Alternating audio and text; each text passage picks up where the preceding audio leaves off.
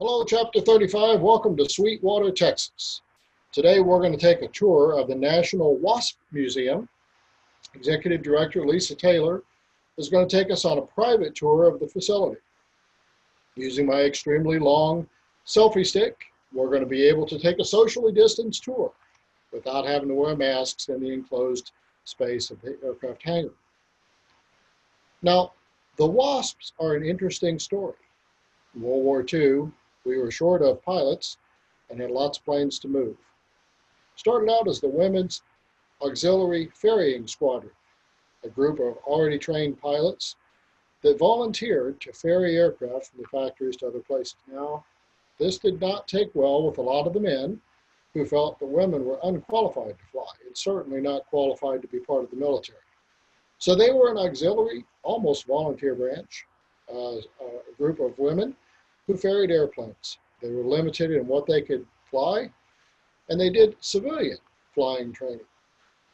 However, before too long, Jackie Cochran, a very famous female aviator, took this on, and she and Hap Arnold created the Women Air Service Program, the WASPs, a very military-like organization. They were stationed in Sweetwater, Texas at Avenger Field. They took the field that had been primarily used for training British officers initially and turned it into an exclusive training facility for women aviators. The National WASP Museum sits on that site.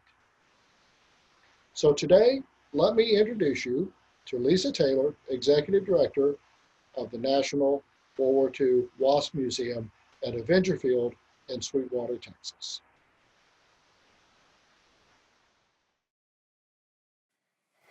Good morning. I'm Lisa Taylor, Executive Director of the National WASP World War II Museum. We're standing here this morning on the grounds where the WASP trained from 1943 to 1944. It was a 2-year program that started in Houston, and the second class moved here, and the program came onto our fields at that time. So I wanted to start the tour out here so that you could see that these grounds are really, they're an artifact in and of themselves. The hangar that is back over here is a 1929 hangar. It's the last surviving structure on the airfield. In wartime, those buildings were hastily thrown up, and so, over the years, they succumbed to fire and rust and decay, and so this is what's left. So it became the logical place for us to put our museum. All right, so if we come back here, I just wanted you all to get kind of a view of what was the airfield, where these ladies were. If you look back this direction, you'll see the Sweetwater Municipal Airport that still stands today. It's a working airport. And so this is the area that you can imagine, filled with barracks, mess halls, exercise areas, and they even had entertainment structures out here. So it was a very busy, bustling place back in 1943. It was an airfield to begin with. They had the British cadets here, so it was already in service. And we'll talk more about that when we get inside. But one of the things that is so special about this area is that we've had the ashes of 13 wasps spread on these fields. And so it is really, truly sacred ground.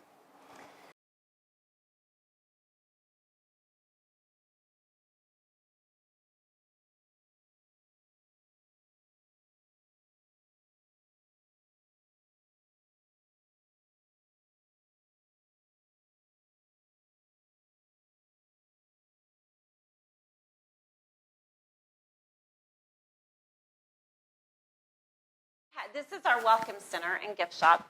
We do have our uniforms in the Welcome Center simply because in the hangar it's not air conditioned or heated. And so we have to be careful about the artifacts that we put out in the hangar. We don't want them destroyed over time. So this is a formal uniform, a WASP uniform. It belonged to Frances Standifer Aker, who passed away in 1989. And so you can see it included the jacket and the skirt, her pins, the insignia. She had her hat. And this is what they wore after they graduated, when they finally got clothes that fit. And we'll talk about that in a minute. This is a replica of their casual uniform, what they would have worn. Again, this is after they graduated from the program. And then this is the pant version of that same uniform. This is, we call it the Santiago blue, because Jackie Cochran had these, designs. She was the commander of the WASP, and she did not want khaki for her women. She, was in the fashion industry. She wanted something nice, and so she had these made this pretty blue color, and she had it presented to Hap Arnold, and he had final say. He had 3 choices. He went with that blue, and it's pretty neat because that blue has existed in the military ever since.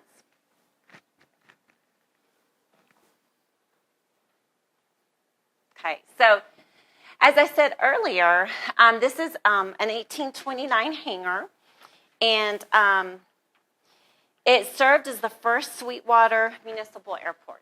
So at the time, Safeway Airlines flew in and out of this airport. It had flights to and from St. Louis, and so people could fly in. If they were coming from the West Coast, they would come in on a train. But during that time period, this was actually a really convenient location, which is sort of hard to imagine today because Sweetwater is pretty remote, without trains, and since mode of transportation has changed. But it was really efficient in its time. So the military did use this hangar. The WASP were not in this hangar, but the military did use it. So let's come on outside. So, we look forward to the day when we're going to have an air-conditioned and heated hangar across the way so that we could better display artifacts that we can't have in here right now. But we value this because when you walk in here, you are truly stepping back in time. This is the environment that our ladies worked under. Today, it is going to be 103 degrees in Sweetwater, and it's hot here. And when they lived and worked here, it was hot. And when they were here in the winter, the wind blew. We are famous for strong, strong winds, and they were cold. And these buildings, you can see how there's light that comes in through the doors. The windows are not airtight. And so these ladies were covered in dust all the time. And so much so that their motto became, "Our feet are in the dust, but our eyes are on the stars." So it was just, it was a big shock to them when they would get here because a lot of them came from major metropolitan cities, and they would step off, the bus and go, "What is this?" They'd never seen the prairies. So it was very different for them. So the ladies came from all 50 states. We have these lists represent all of the women who were here.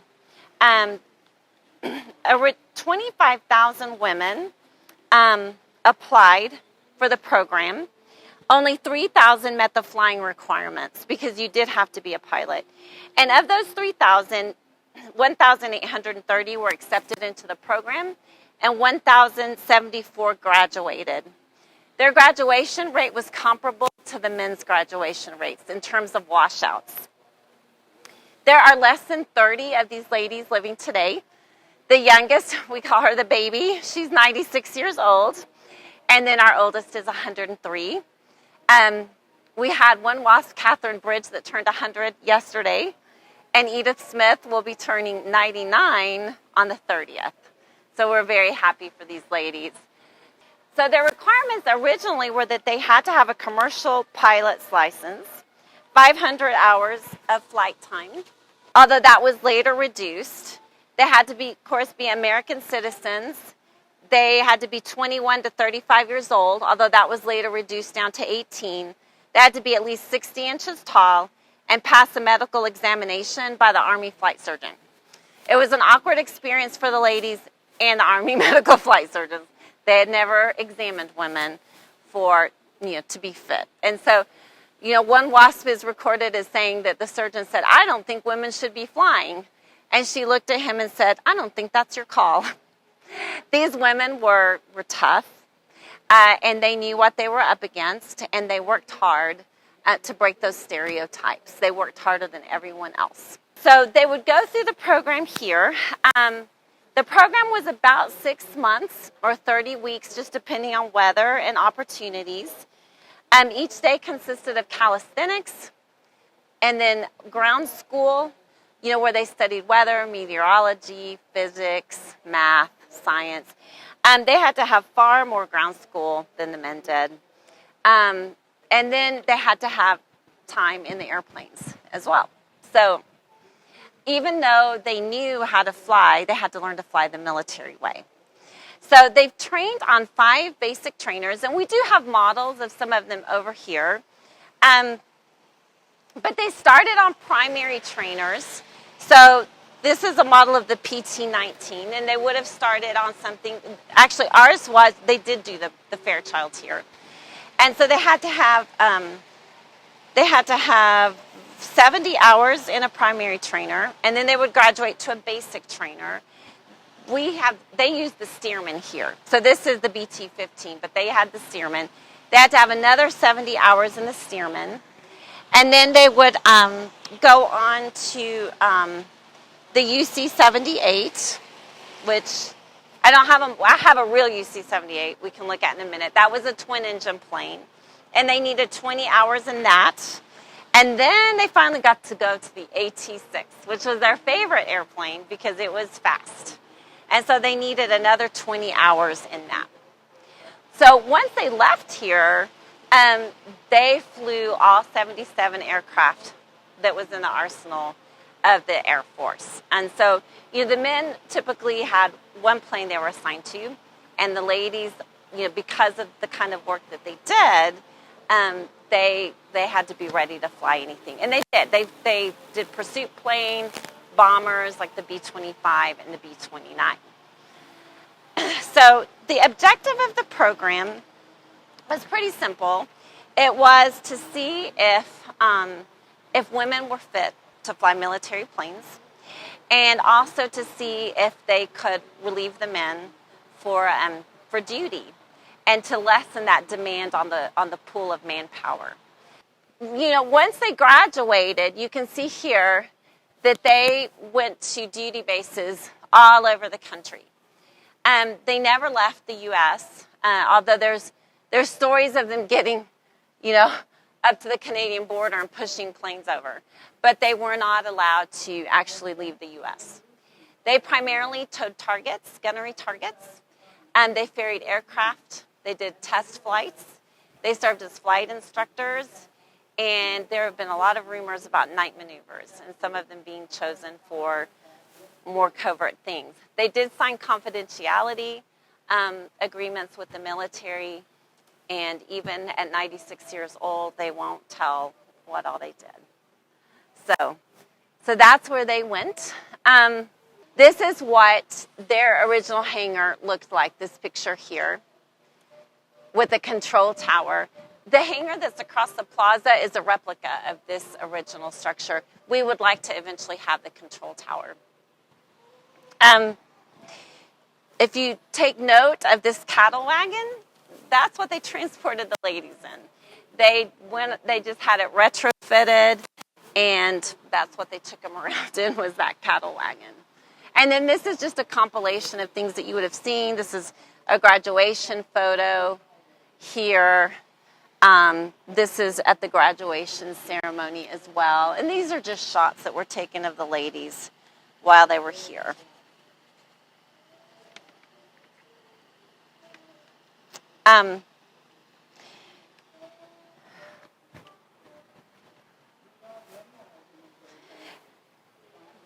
So while they were here, they earned $172.50 a month, and then they paid $1.65 a month in room and board, which would amount to about $50 per month.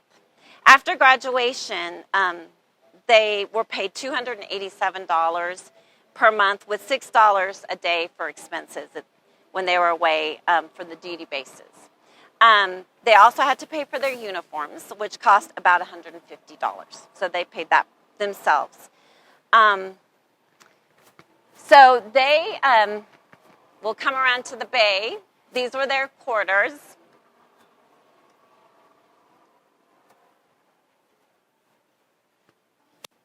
So this is a replica of what they lived in. So each bay had 6 cots in it. All they had was one of these very simple lockers, and then they were allowed to have one trunk underneath. They were subject to military rule, even though they weren't in the military. Their beds, they were subject to inspection. Their beds had to be perfect, enough to bounce a quarter off the top of it. They had the white glove inspections as well. So their wardrobes were really pretty simple. They when they got here, you'll see that zoot suit over there. It's the flight suit, the coveralls. They called it a zoot suit. They came in men's 44 long, and that's what they got to wear. And so they would roll it up. They would roll up the pants. They would roll up the sleeves. They would belt it in, and they had to provide their own footwear. And so about a year and a half into the program, someone wrote Commander Hap Arnold, who was over the entire program, and said, their shoes sure look ratty. And so because they were doing such a good job, he sent a huge box of boots in different assortments so that they could finally look better. So through that door, there would have been their latrine. And so that's one shower, one toilet. And then on the other side of that latrine would be another bay that looks just like this. And so those 12 ladies shared one latrine. I know. And, they had high expectations, too. We think, well, they probably didn't have to, do as much with their hair and all the things that we do today. But Jackie Cochran always told them, you're pilots, but you're ladies first. So you make sure your lipstick is on. You make sure your hair looks good. She did not want to give anyone any reason to look down upon them. And so they had to be women, and they had to be tough, and they had to be pilots. And so it was a big expectation. So, yeah, this idea of 12 to a bathroom. Now, some of the instructors that lived here locally would invite the women home for the weekend. And they loved that because they would get, good food. They'd get to soak in a bathtub. And a lot of times they'd get to play with the instructors' children because some of these ladies left children at home to be here. And so not all of them had kids, but some of them did. So they were missing their families. And it was just a way for them, to be able to experience that kind of fellowship. So it was good. All right. So this Buick was donated to the museum several years ago. And it's just was the car of the day. It's what you would have seen during this time period driving around. So Fifinella was a character that was created by Roald Dahl, who also was the author of James and the Giant Peach, Charlie and the Chocolate Factory. Dahl was in the Royal Air Force, and he and his fellow soldiers would sit around and talk about gremlins who were mischievous and responsible for anything that went wrong with an airplane. And so they created these Fifinellas who were female, and they were good gremlins, and they were courageous, and they brought good luck.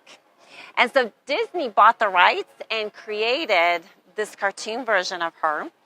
And the WASP ladies, really wanted a mascot. And so they were looking through some newspaper articles, and they saw this, and they thought, she needs to be for us. And so they wrote to Mr. Disney. He granted them the right to use her. And they created patches that they wore on their flight suits, and she brought them good luck. So Fifi, for short, has been associated with the WASP ever since. And we're going to come to the Jacqueline Cochran exhibit. So she was the director of the WASP program. She grew up in extreme poverty, and there's some different accounts of her life, some different narratives. But it is for certain that she grew up in extreme poverty. She had about a 4th grade education, 3rd to 4th grade. And then she started working in a textile factory. She refused, according to her own book, she refused to go to school. She didn't enjoy that environment, but she did enjoy learning. And even after she left school, she had learned to read. And so she went on and read, and she was very educated and very accomplished, despite that it wasn't in a formal setting. But she started working in a textile factory, and she made, let's see, her first month she made less than $4. And her mother took it all, because the family needed that money.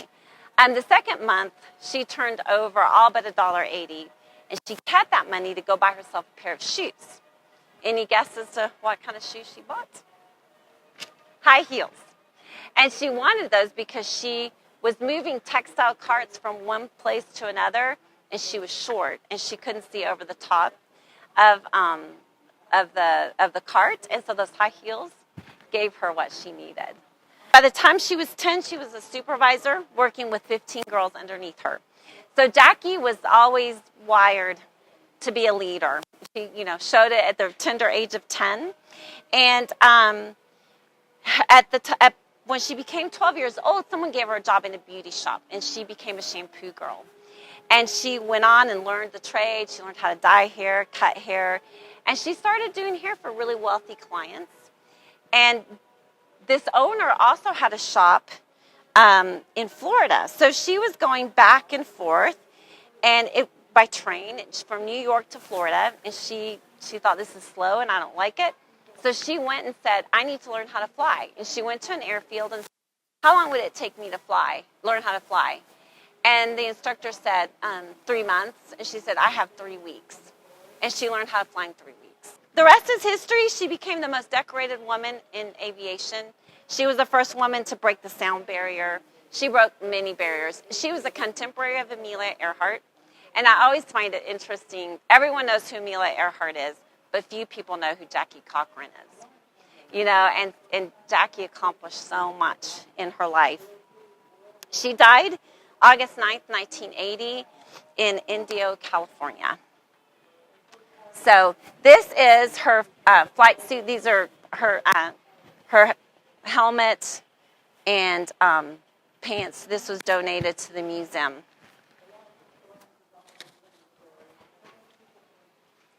She did go on to have a successful career in cosmetics as well, and she made jewelry. And this is, it is really a rags to riches story, because she, ended up traveling in some pretty wealthy circles. She married a man by the name of Floyd Odlum, who is a businessman, and she ended up a little bit better than she started. So over Jackie Cochran was Hap Arnold. He was the first 5-star general because he served in 2 branches of the military. Originally, he was in the Army, and then after the Army split off into the Army and the Air Force, he was a general in both, so he became a 5-star general. He was trained by the Wright brothers on how to fly. And if you read a biography of his life, he really grew with aviation. So with every advancement that we made in aviation, he learned those skills, and he was always staying on top of that. When Jackie Cochran approached him about this program, he turned her down initially, and he said, why don't you take some women to England, because the Royal Air Force had women that were working there. He said, take 25 women over there, train them, and see what that's like for you there. Let's start there. He was really unsure. And as you can well imagine at the time, he found value. He knew that women could do it, but it was just such an uphill battle. And it took him a while to realize, to decide if he was going to fight that battle or not. So they started in Britain. They were the Air Transport Auxiliary, known as the ATA. But when the United States, after Pearl Harbor, when they really entered the war, Hap Arnold had her come back, and that's when he started seriously thinking about it and thinking that using the women really be their only option. Because at the time, we were kind of behind in this area. We didn't have as many planes. We didn't have as many pilots, and he knew we were playing from behind. Jackie had also been working with the president, with the Roosevelts, and speaking with Eleanor. And so, there had been many, many discussions, and finally Eleanor Roosevelt said, it is time to send in the women. This is not a time to shrink back. And so with her urging, the president agreed, General Arnold agreed, and it came to be.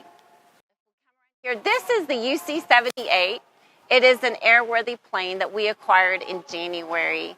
And so this was one of the advanced trainers that the ladies trained in while they were here. As I said earlier, it took about 20 hours of before they could check out in it. So, did I say it flies? It is airworthy. So we haven't gotten to take it many places this year because of the pandemic, but we hope to take it to some air shows this spring.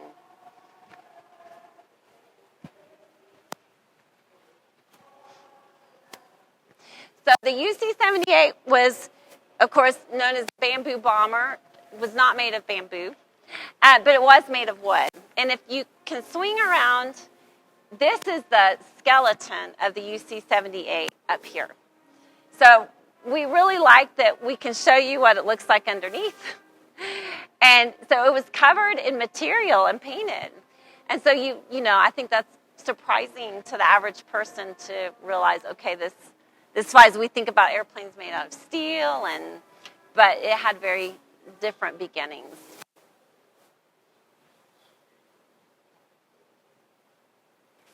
And the wings to that airplane are right over here.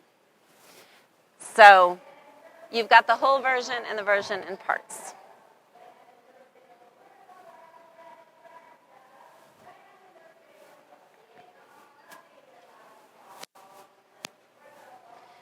So as I said, the ladies started in Houston at Love Field. But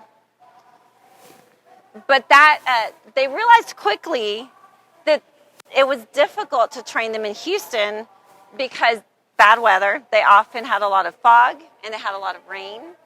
And there was so much military activity going on, it was difficult to get airtime.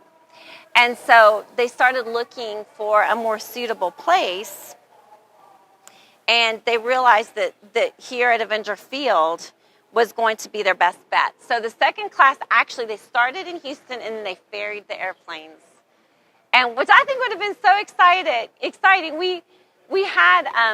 We featured a collection a few months ago with one of the WASP that was part of that. And she said it was a really exciting time. Some people, it was sort of like we started in Houston and now we have to start over and what's this going to look like? But they came over and they really liked it because it was an all-through school. Originally, as I said earlier, there were men here, but they closed it to the male cadets. They moved them out.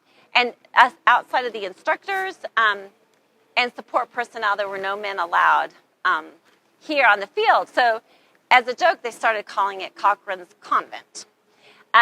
Cochrane did not want any talk. She didn't want any room. It was a tenuous program. She didn't want rumors. And so she kept the men away.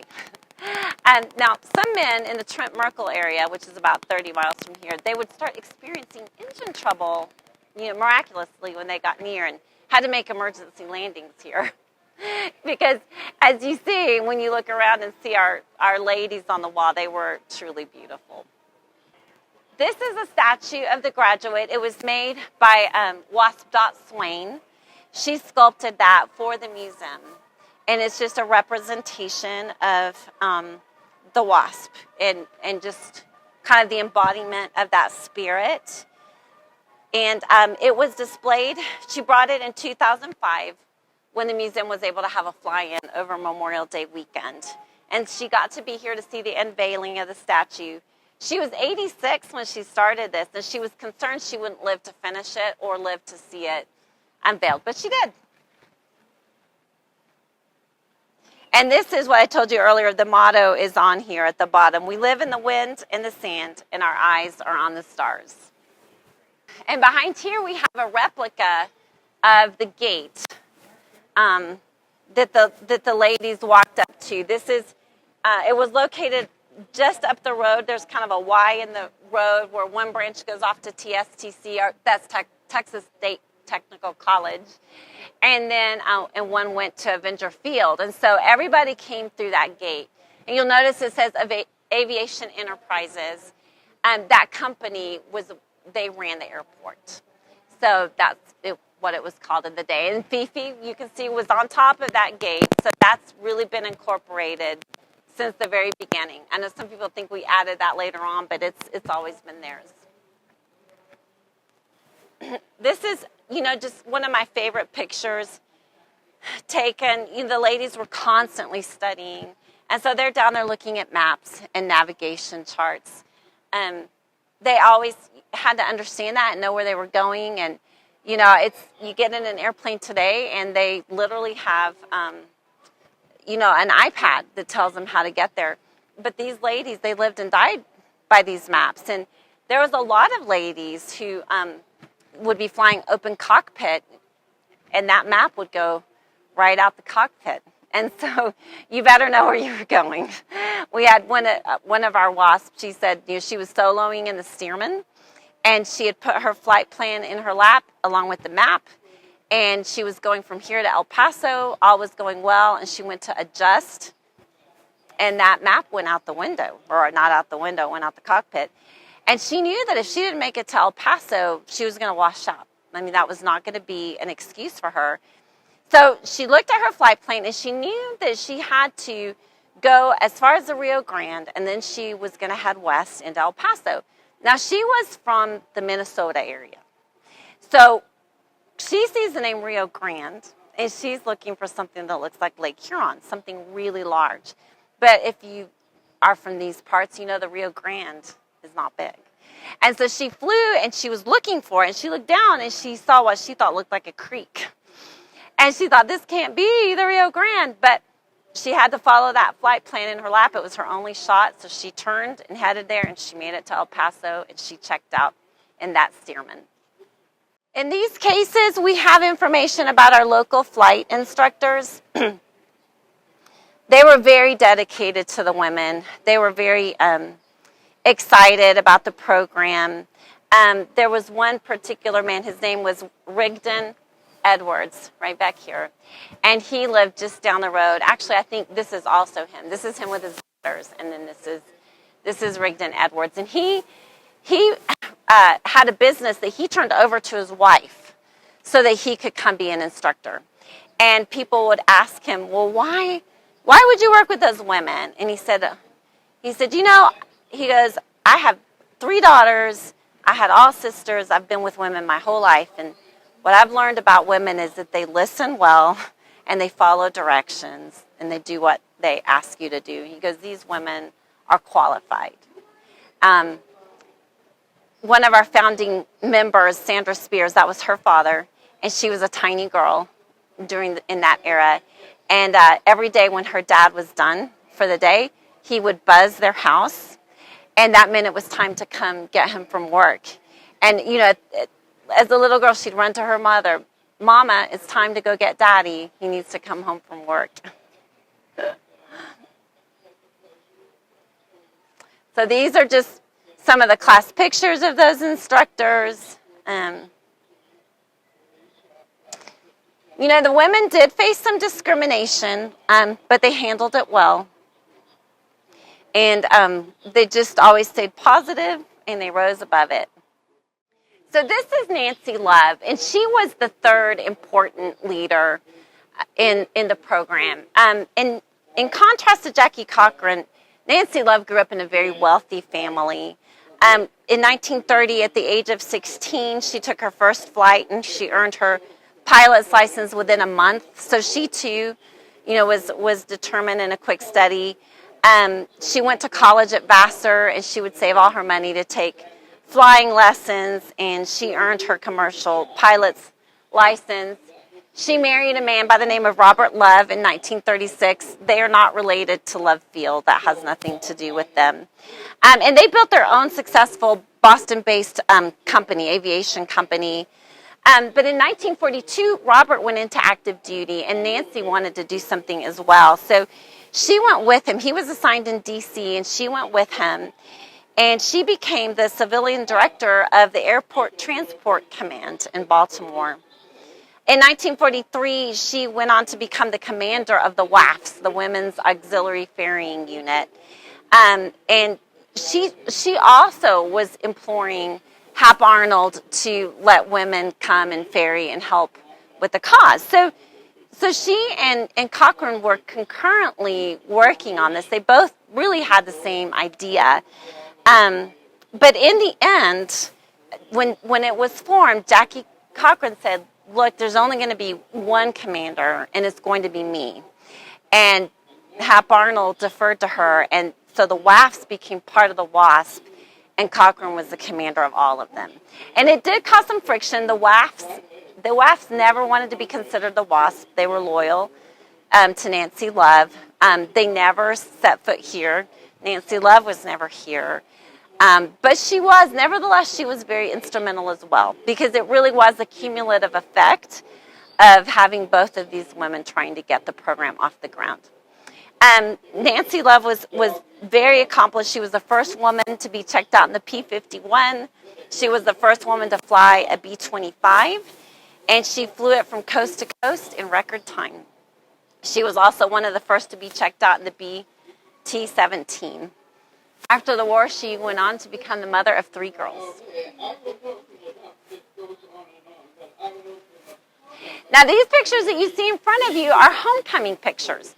We have an event every year that we call Homecoming, and it is strictly for the purpose of celebrating the WASP. We've been doing this for 15 consecutive years until this past May. And at our height, we've had as many as 30 women here, 30 WASP here. Last year in 2019, we only had 2. And we were faced this year with knowing that we probably weren't going to have any. So, it's a time of transition for us. But, we're still concentrating on honoring them, whether they can be here or not. Homecoming will continue. And we are also working with the ladies in the military to come as tribute to the WASP, because their legacy, they are WASP legacy. And so if we had gone to have our homecoming in May, 75 women combat fighter pilots were going to be here to pay a special tribute. So we're hoping that still happens next year. This is probably my favorite exhibit in the whole museum. This is Beverly Wiesmeyer, but she towed gunnery targets out of Las Vegas. That was her one major job. They come at you, and then they come right across and they level off and aim at you, and or the SOC follow coming through. One time, one of the streaks, it wasn't a hole, it was just a streak, which meant that bullet went very close to the plane. Fortunately, it didn't hit, but anyways, it was aimed right at me. So that's my experience, and it was a wonderful experience, and I'm so happy that I was able to save this many years now, that somebody else would probably don't realize what they did during World War II. Thing you can ask? No. So this is her gunnery target over here. And so, like she explained, they would put it off the back of their airplanes. There's a picture down here, and you can see her towing it in the form of a SOC. And sometimes they would be shot at live from other airplanes, and sometimes they were shot at from the ground, like the picture next to it. And they used colored bullets so that they knew who was hitting, who was a good shot and who wasn't. This is a link trainer that the ladies all started in. So, very similar to, today's simulator. They could kind of go through the paces here and learn, instrument flight. They'd learn how to use the radio, the range for determining an airplane's position in bad weather, how to let down their landing gear in bad weather, and so forth. So it gave them a safe place to start. They would go through all the various turns and climbs and descents. They'd have a course that was traced in red ink by the remote bug on a map on the table. And then after the flight was completed, the pilot could study the red line course to determine, what she could have done better, or what she did right, what she did wrong, and she could go through that. So there was no air conditioning on those trainers, and so they called it the hot box. And they would step inside, and it was hard to be in there. They sweated pretty hard.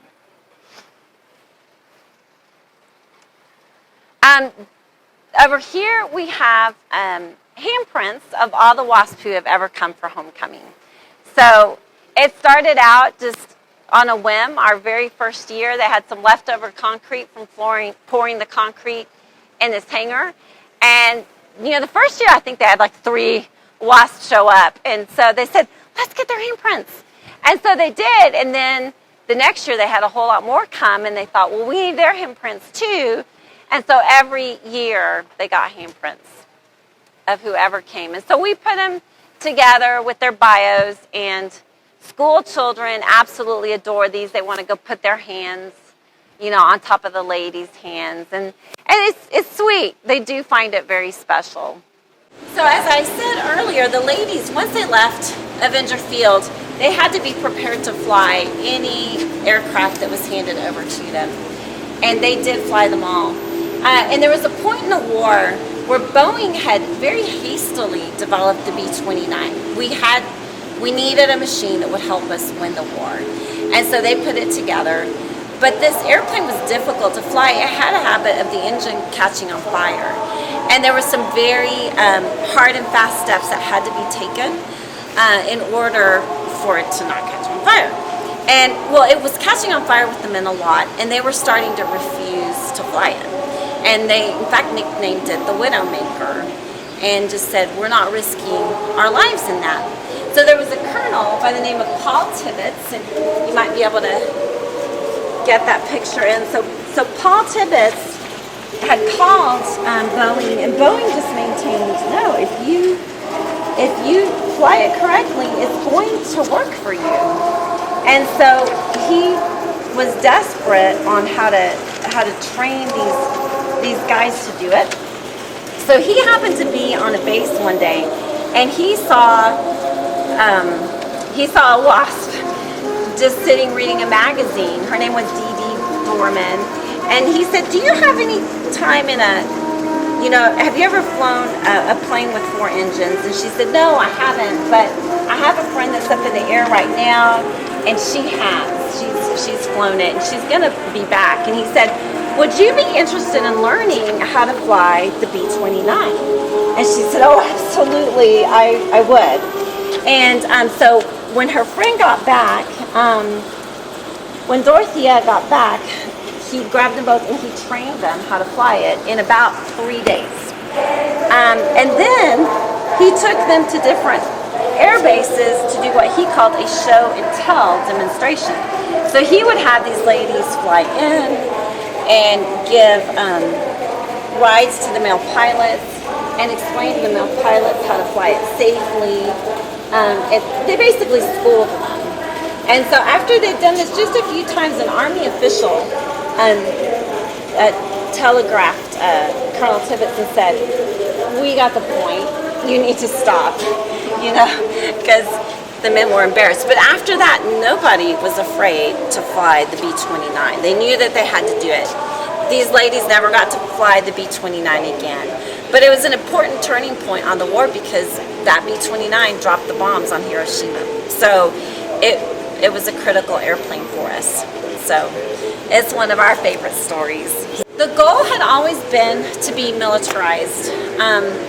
And so in 1944, it went before Congress.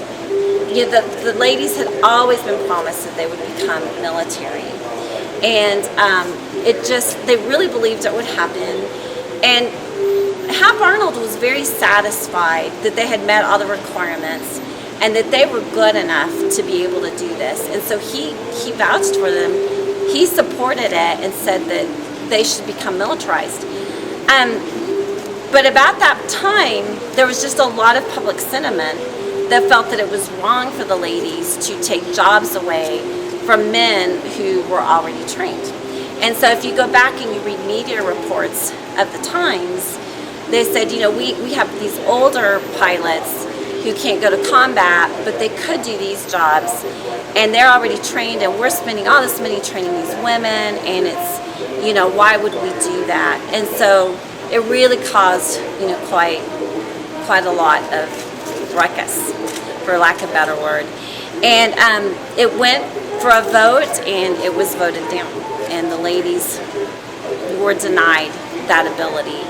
They could have flown for a little bit longer, but Jackie Cochran just shut the program down immediately, which some of the WASP found disappointing. They probably could have flown another year without bringing in new trainees, but she just shut the whole program down. But it was very touching at the last graduation. Those ladies were never going to fly. They got to graduate, but they never got assigned to a training base. And General Arnold came out and spoke, and he just said, "You've proven yourselves, and there is no question now that women can fly for the military." You know, he said, "I'm proud of you and what you've accomplished." So they proved it. But unfortunately, you know, when they disbanded, the records were sealed, and no one even knew that they served. It was just really covered up. In 1977, really before 1977, the Army started advertising that they were recruiting females, and that they were going to be the first females to ever fly for the armed air forces. They were going to fly helicopters. Well, there were a lot of WASPs still living, and when they heard the news, they became angry, and they mobilized. You know, they said, you know, you sealed our records, we got no benefits. You know, and we did it for love of country and love of flying, but you cannot say that we were not the first. And so they started writing letters to their congressmen, to their senators. WASP, like Mickey Brown, wrote hundreds of scathing letters. She was a very articulate woman, you know, showing proof that they did everything the military way, that they were under military discipline whenever anything went wrong. I mean, they had followed everything to the letter of the law. The only difference was their paycheck came from a different place, and that was it. So they fought, but finally in 1977, President Carter signed a bill that gave them military status retroactively. And so then they finally got benefits. Now at that point, they still weren't allowed to be buried in Arlington Cemetery or any other military cemetery, but they had at least gotten that far. And then during Obama's second term, they received the Congressional Gold Medal. And that was just another, you know, wonderful recognition.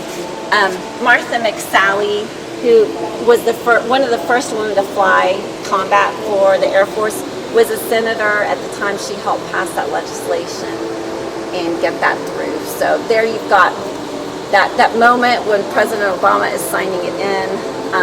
And then Martha McSally and Nancy Pelosi handed out the medals, and you see a lot of our WASP who got to come. All in all, 38 women died in service. Cornelia Fort was the first woman who died. And you know, it's a sad story. It's a good story and a sad story. She was one of the most accomplished pilots.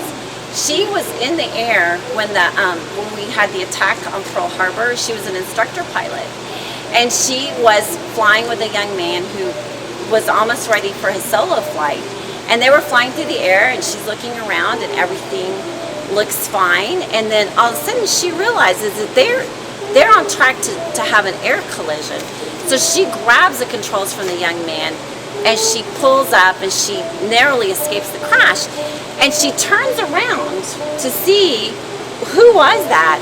And she sees the Japanese red symbol on the side of that plane.